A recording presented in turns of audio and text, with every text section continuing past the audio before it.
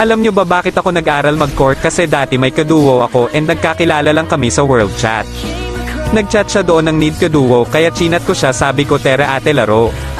Nag-reply naman siya, sabi niya sige, tapos naglaro na kami. Masaya naman yung laro namin hanggang sa nagtuloy-tuloy na.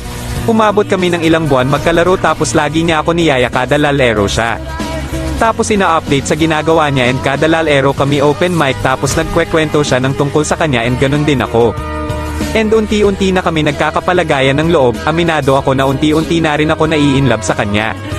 Tapos dumating yung araw na hindi na siya nag-o-online, halos umabot ng ilang buwan na hindi na siya nag-o-online. Nag-alala na ako kasi hindi ko alam paano ko siya makakontakt dahil hindi ko alam FB niya at sa ML lang kami nag-uusap.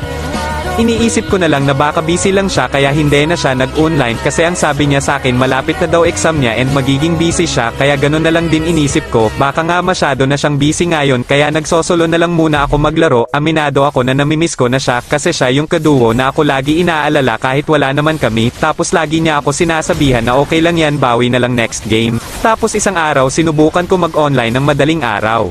Sakto naman naka-online siya kaya dali-dali ko siyang chinat. Sabi ko kamusta ka na, may with cute emoji, akala ko hindi siya magre-reply pero sumagot siya.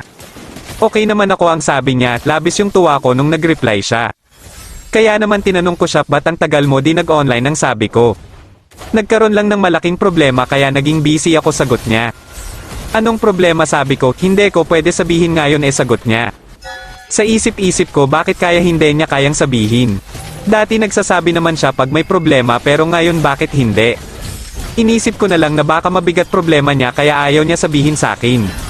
Kaya hinayaan ko na lang tapos niyaya ko siya maglaro.